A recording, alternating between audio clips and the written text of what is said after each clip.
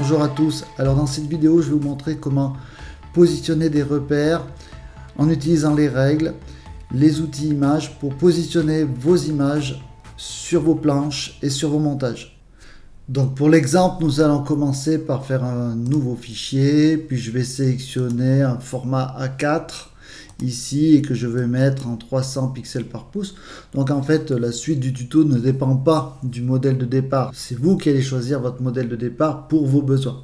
Donc là je prends un A4 pour être standard et en 300 points par pouce, j'ai mis un fond blanc. Vous pouvez changer le fond blanc, vous pouvez changer aussi le modèle de colorimétrique ainsi que la profondeur ici 8 bits ou 16 bits et vous faites créer. Et donc je vais afficher tout de suite les règles, affichage règles.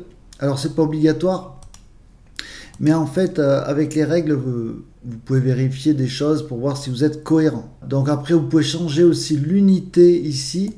Tout de suite elle est en pixels, mais vous pouvez la mettre en millimètres, en centimètres, en pouces, comme vous le souhaitez. Voilà, c'est juste pour avoir une idée. Ici les 0 pixels commencent ici, 0 ici. Et à droite, c'est le même principe. Ici, on est à 0 pixels. Donc, on va tout de suite gérer donc, les repères. Donc, affichage, repères. Et là, vous avez deux solutions. Soit créer un nouveau repère. Et là, vous pouvez ici dire si c'est un repère horizontal ou vertical. Donc, vous pouvez mettre, je veux un repère à 50 pixels. Vous choisissez la couleur. OK. Donc là, ce qui va se passer, c'est qu'ici, je vais avoir un repère à 50 pixels.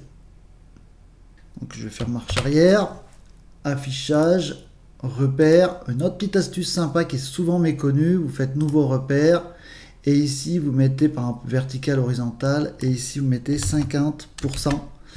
Et vous allez être pile poil au milieu. C'est très pratique pour avoir le milieu ici. Si je veux affichage, ici, repère. Nouveau repère, je mets ici 50%, mais en horizontal et j'aurai mon centre. Donc je vais faire marche arrière. Après, j'ai donc ici affichage, repère. Donc là, on vient de voir nouveau repère. Et maintenant, il y a nouvelle disposition des repères. Donc là, en fait, on va pouvoir paramétrer tout un tas de choses. Donc déjà, la couleur ici des repères.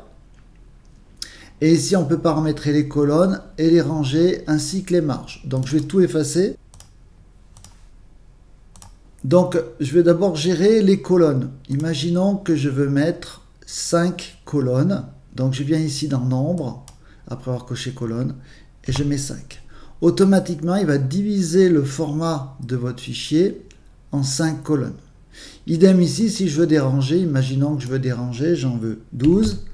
Il va automatiquement diviser la hauteur en 12 sections.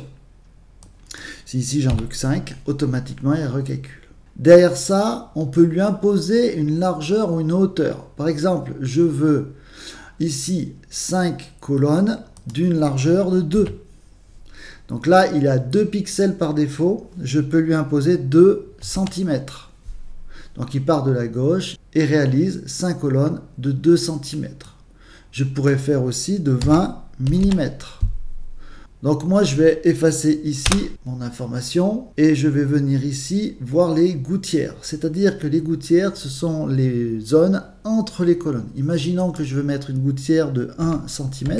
Il a réalisé 5 colonnes séparées par une gouttière de 1 cm ici. D'accord ? Ici, je peux imposer aussi une gouttière de 1 cm ici, automatiquement. Donc, j'ai bien 5 colonnes et 5 rangées séparées par une gouttière de 1 cm. Si je veux des pixels, je peux lui dire ici que je veux 100 pixels. Si vous voulez avoir les unités, vous faites un clic droit sur votre case et vous avez toutes les unités ici. Vous pouvez changer votre unité. Si je veux, je peux changer et passer à 200 pixels. Donc là, j'ai une gouttière de 200 pixels et voilà. Donc lorsque je ne mets pas d'unité, c'est des quantités. Donc je veux 5 colonnes. Lorsque je mets une unité, il prend en compte et il l'applique. Alors maintenant, imaginons que je veux mettre une marge tout autour de 1 cm. Donc là, je clique sur marge et ici, je vais mettre 1 cm. Voilà, je vais même faire un copier-coller pour aller plus vite. Et j'applique 1 cm sur l'entête sur le pied de page, la partie de gauche et la partie de droite.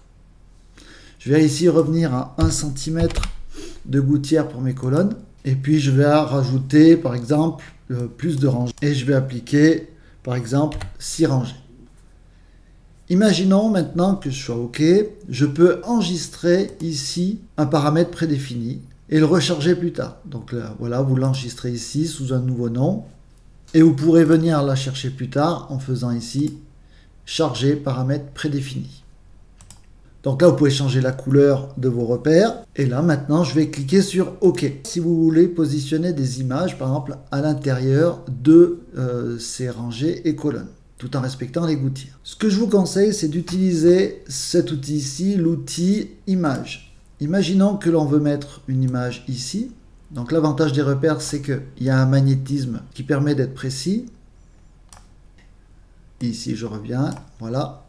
Et cet outil image va me permettre de positionner des images de façon précise dans des zones prédéfinies par mes marges et repères que j'ai déjà programmés. Donc là, je vais chercher des images. Donc là, j'ai ouvert des images. Je reviens à mon montage de départ. Donc j'ai mes images ici.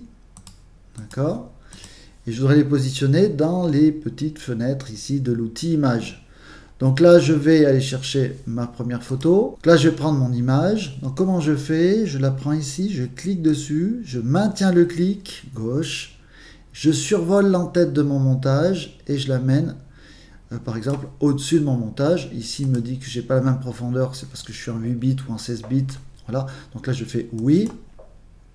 Et donc, vous voyez, mon image est venue se positionner ici, dans mes calques. Donc, je rappelle, pour afficher les calques, vous faites fenêtre, calque. D'accord. Et ici, si je veux positionner mon image dans la petite vignette de l'outil image, je prends mon image ici, avec un clic et déplacé, je l'amène, par exemple, sur le premier ici. Et vous voyez, il est venu positionner mon image à l'intérieur de la fenêtre de l'outil image. Si vous voulez modifier la taille de votre image, vous faites CTRL-T et vous avez ici les petites poignées. Alors utilisez bien les poignées dans les diagonales et vous déplacez votre image comme vous le souhaitez. Imaginons que je veux mettre mon papillon comme ceci. Voilà. Et voilà. Je remonte, je vais chercher un autre papillon, celui-ci, donc je clique ici, maintenu, je l'amène sur mon montage et je le positionne ici, donc le calque est ici, je le positionne à l'aide d'un clic et déplacé sur l'outil image que je souhaite, imaginons que c'est celui-ci, et automatiquement il est venu le positionner. Je fais CTRL-T ici pour redimensionner, je déplace avec le curseur au centre de l'image et je positionne mon papillon comme je le souhaite. Imaginons que je souhaite positionner une image sur ici, par exemple, cette partie-là, cette double colonne. Donc là, je reviens avec mon outil image, je sélectionne mon outil image, et rien ne m'empêche ici de sélectionner cette zone-là.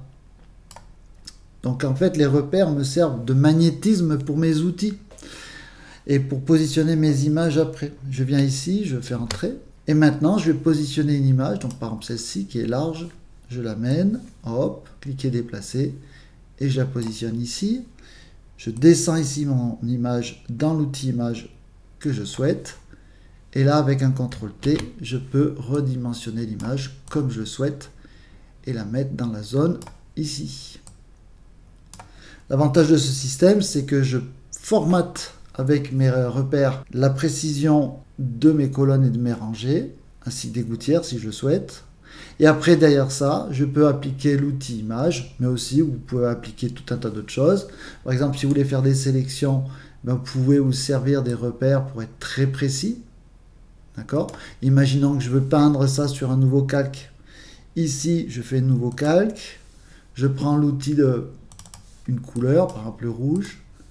Et je prends mon pinceau et je peins la zone ici en rouge. Donc là, je peux monter l'opacité si je le souhaite. Voilà. Et je ne vais pas déborder la zone. Donc en fait, les repères vont me servir d'outils magnétiques quelque part pour tous les autres outils qui vont arriver derrière. Et je vais rester précis au pixel près, au millimètre près, au centimètre près.